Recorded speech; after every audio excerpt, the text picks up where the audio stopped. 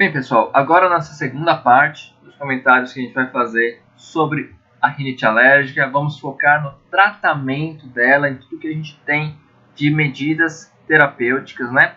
Estamos baseando no Consenso Brasileiro sobre Rinites, publicado em 2017, tá certo? Vamos comentar eles e vamos aprofundar com algumas pesquisas também recentes, ok? Então, o controle ambiental, medida não medicamentosa, é uma peça-chave. Sempre vai ser uma peça-chave, tá certo?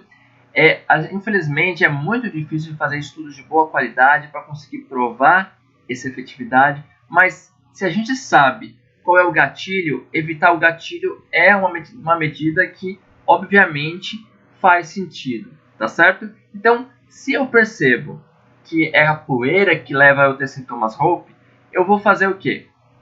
Trocar a roupa de cama, eu vou tentar manter a umidade mais baixa, eu vou usar caricidas, eu vou passar pano úmido e não seco para não levantar a poeira. Então, se eu percebo que é o mofo que gera meus sintomas HOPE, eu vou aumentar a circulação do ar. Então, eu vou deixar mais janelas abertas para o ar levar. Eu vou retirar o mofo que fica em paredes e eu vou limpar com alvejante regiões que tem o mofo. Baratas, se eu percebo que há a presença de baratas, eu vou limpar mais a casa, eu vou deixar o lixo longe da minha casa para evitar a aglomeração dessas baratas. Animais, é importante que se você tem alergia ao gato, ao cachorro, e você vai acabar dando ele para um vizinho, para um parente, é importante saber que o alérgeno, mesmo que você limpe a casa, pode ficar até 6 meses dentro da sua casa. Então você só vai esperar realmente uma melhora depois de 6 meses do animal não estar mais na sua casa. E o pólen, se você percebe que é na região polínica que você tem muito sintoma, você vai fechar a janela na região polínica, você não vai secar a roupa do lado de fora de casa, você vai secar do lado de dentro, né? E você vai tomar banho antes de dormir para você ter menos antígenos em você quando você for dormir, que é o período que o maior tempo você fica no mesmo lugar. Então, o corticoide intranasal, indo agora para medidas medicamentosas, ele é a peça-chave, é o medicamento mais famoso e mais usado para o tratamento da rinite alérgica. Ele tem vários produtos no mercado e não tem nenhum estudo que prove que um é melhor ao outro de forma importante, um estudo clínico mostrando superioridade de outro, tá certo? A gente tem um estudo com muito risco de viés que acredita que a budesonida seja melhor no efeito da obstrução nasal, mas ainda assim é um estudo frágil. Não, a gente considera que não tem nenhum anticorticoide intranasal que seja melhor do que o outro. Mas o corticoide intranasal, ele é mais eficaz que a associação antihistamínica com montelukast junto, que a gente vai comentar logo à frente, ok? Se a gente usa essa medicação, que é o corticoide intranasal, sobre livre demanda do paciente ou sobre uso contínuo, o uso contínuo é mais efetivo em controle dos sintomas, tá certo? Se a gente tem um paciente grávido, a gente pode usar a budesonida. É o único que tem a possibilidade nível B, ok? Efeitos adversos que podem ocorrer no uso do corticoide intranasal: epistaxe, perfuração septal e aumento da pressão intraocular. Claro que isso a gente pode manejar e muitas vezes esses efeitos adversos decorrem do mau uso da medicação, ok? Então, a gente tem aqui, só para comentar, se vocês quiserem depois vocês pausam o vídeo e veem esse nível, é para vocês saberem que existe diferença na potência de cada um dos corticoides para a mesma dose. Mas como cada medicação, isso é, o budesonida, a fluticasona, cada um a gente usa doses diferentes, a potência final efetiva no paciente vai ser a mesma, tá certo? Mas para a mesma unidade de dose, a gente tem que alguns corticoides são mais fortes, têm uma potência maior do que outros. A lipofilia, que é a capacidade do corticoide de entrar à célula, já que o corticoide tem que agir de forma intracelular e não de forma extracelular, ele é importante. Quanto mais lipofílico, mais fácil ele entra, né? E a afinidade da proteína plasmática também é importante. Se o corticoide tem uma alta afinidade à proteína plasmática, ele vai ficar mais na proteína plasmática e vai dar menos efeito sistêmico. E já que é corticoide, a gente não quer que dê muito efeito sistêmico, a gente quer que dê efeito local, né? A gente não quer fazer uma síndrome de Cushing em algum paciente por tratamento de rinite alérgica, ok? Então, aqui é só alguns exemplos tirado da diretriz brasileira. Então, a gente tem a beclometasona, budesonida, fluticasona, mometasona. Então, aqui tem as doses que cada um pode ser usados, né? como é, quantos jatos em cada nariz e a partir de que idade a gente pode usar. Se quiserem, deem um pause no vídeo e olhem com calma para poder saber direitinho como prescrever, ok? Importante, você vai ter que frisar toda vez que prescrever um corticoide nasal a forma adequada de passar um corticoide nasal no paciente. Então, é importante que a gente passe o corticoide nasal nunca aplicando em direção ao septo nasal, mas sim em direção aos cornetos. Só esse erro de direcionamento pode levar a epistaxe, pode levar à perfuração septal. Então é essencial que a gente tome cuidado com o uso correto. Eu recomendo que vocês vejam vídeos no YouTube de como aplicar da maneira correta o corticoide intranasal antes de prescrever para o seu paciente, tá certo? Efeitos adversos, como a gente já comentado, a gente tem efeitos locais, pode ocorrer irritação local, pode ocorrer o sangramento e a perfuração septal, e efeitos sistêmicos, né? Pode ocorrer a interferência do eixo hipotálamo-hipófise adenoide, ok? E efeito ocular, a gente pode ter efeito sobre o crescimento, se for usado logo muito na infância, reabsorção óssea pode acontecer, e efeitos cutâneos também. O corticoide oral, saindo do intranasal e indo para o oral, ele tem um efeito muito interessante também. Mas como a gente sabe, o oral vai ter muito mais efeito sistêmico, então por isso ele não é recomendado de forma crônica, como o corticoide intranasal pode ser usado tranquilamente por 3 meses, por exemplo, ou às vezes até mais tempo, a depender de cada caso, ok? Então a gente usa mais o corticoide nasal com pacientes com crises. A gente usa 7 dias e muitas vezes associa o antihistamínico para tirar o paciente da crise, né? O corticoide oral também é muito usado na polipose nasal porque ele dá uma reduzida interessante do pólipo nasal. Agora ele tem os efeitos do uso crônico, é um corticoide de uso crônico, ok? O antihistamínico. Antihistamínico a gente sabe que ele vai agir diretamente na histamina e principalmente naqueles primeiros efeitos. Lembra? Rinorreia, prurido e espirro, né? O O fica um pouquinho mais fora, então é por isso que o antihistamínico ele é bem mais eficaz no RPE e menos eficaz na obstrução, ok? Entre os antihistamínicos, a gente sabe que tem os antihistamínicos de primeira geração e de segunda geração. Então, os antihistamínicos de primeira geração aqui conhecidamente dão muito sono, e os de segunda conseguiram controlar esse sintoma. Então, os de segunda geração são preferíveis para a gente, por não darem sono e não atrapalharem na vida do paciente. Só que, estudando todos os de segunda geração, nenhum teve superioridade clínica. Então, se você vai escolher um antihistamínico de segunda geração, qualquer um tem o mesmo efeito clínico, nenhum é superior ao outro. Agora é importante, o corticoide intranasal ainda é superior ao antihistamínico se for fazer uma comparação direta entre os dois, ok? A gente tem tanto o antihistamínico oral como o intranasal. Os dois têm o mesmo efeito clínico, mas na nossa realidade do Brasil temos muito poucos intranasais disponíveis no mercado. A maior parte deles é associados com outras medicações, ok? Aqui é só para novamente explicar um pouquinho da fisiopatologia, dos antihistamínicos, os receptores que vão ser envolvidos. Então, se quiserem ver um pouquinho, dê um pause no vídeo, vocês olham com calma para poder ver em qual local cada antihistamínico vai agir e fazer o seu efeito, ok? Então, efeitos adversos do antihistamínico, né? Tem os de ação local, que, por exemplo, se eu tenho um antihistamínico que age no receptor H1 no sistema nervoso central, é aquele que vai dar sedação. Então, esse é o antihistamínico de primeira geração, ok? Então, se ele age nos canais iônicos, eu posso até ter aumento do intervalo QT por um antihistamínico. Então, os efeitos adversos são muito variados dos antihistamínicos e depende muito do tipo que a gente vai estar prescrevendo para o paciente, ok?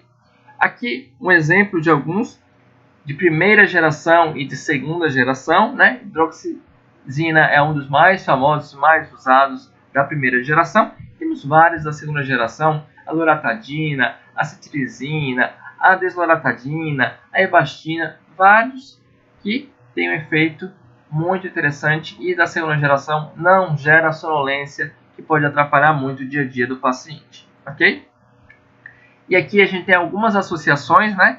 Então, como eu tinha falado, spray nasal, a gente tem, por exemplo, a associação de fluticasona com azelastina. Então, a gente tem corticoide intranasal com o antihistamínico intranasal. Isso é bem interessante porque a gente associa duas medicações que têm efetividade contra a rinite alérgica, ok? Então tem um início de ação bem legal e pode ajudar bastante nesse paciente. O descongestionante, então é muito comum esse paciente já vem usando, porque ele vai na farmácia e é sempre orientado ao uso do descongestionante, que é uma medicação que vai realmente fazer uma vasoconstricção importante, ele vai aliviar o sintoma da obstrução de forma quase que imediata, né? Ele alivia o sintoma O. Porém, o seu uso crônico, ele gera obstrução nasal de rebote, ele gera o que a gente chama de rinite medicamentosa. Então, o descongestionante não deve ser orientado de se usar de forma crônica, de forma abusiva, mas sim com muita parcimônia, ok? A gente tem mais conhecidos a pseudoefedrina e a fenilefrina, e a pseudoefedrina é mais eficaz, estudos vêm mostrando isso. Efeitos adversos, tem vários. A insônia pode acontecer, palpitação, retenção urinária, irritabilidade, né? Isso principalmente quando a gente usa por mais de 7 dias, a rinite medicamentosa começa a aparecer. A gente tem contraindicações importantes para o uso de descongestionante. Então, o paciente que usa inibidores da MAO, pacientes que têm hipertensão não controlada, pacientes com doenças coronarianas não devem usar descongestionantes, tá certo? É muito importante frisar isso. Então, a gente tem aqui vários tipos de descongestionantes e os mais famosos são realmente a efedrina, a pseudoefedrina, e no ambiente também mais otorrino a gente usa muito a oxametazolina de forma recorrente, ok? Então aqui alguns tipos de associações interessantes para vocês saberem, se quiserem prescrever, associações de antihistamínico com o descongestionante, então uma associação também bem interessante, tanto com a posologia ao lado para vocês verem, se quiserem é só pausar o vídeo. Montelukast é um antileucotrieno, é uma nova medicação que já vem sendo usada mais no asmático e viu-se que tem um potencial interessante para o tratamento da rinite alérgica.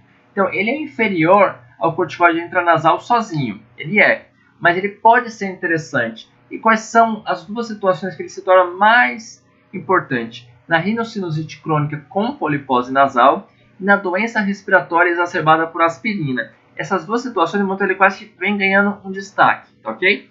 Alguns pacientes têm respostas muito satisfatórias e outros nem tanto, mas aqueles que têm, é bem interessante mesmo a resposta, ok? Agora tem que ter atenção, o FDA recentemente relatou alguns casos de suicídio com essa medicação. Essa medicação não foi tirada do mercado, são apenas alguns relatos, mas é algo que a gente deve começar a prestar um pouquinho de atenção, ok? Anticolinérgicos, por exemplo, o ipatrópio, ele pode ser usado na nebulização e ele tem uma eficácia apenas na redução da rinorreia. Então, aquele paciente que só tem rinorreia, ele pode se beneficiar da nebulização com ipatrópio, ok? A lavagem nasal é extremamente importante. A gente tem que frisar isso, porque a lavagem nasal, ela, como o próprio nome diz, ela vai lavar o seu nariz. Se ela lava o nariz, quando a gente lava a casa, a gente tira o antígeno. Quando a gente lava o nariz, a gente tira o antígeno.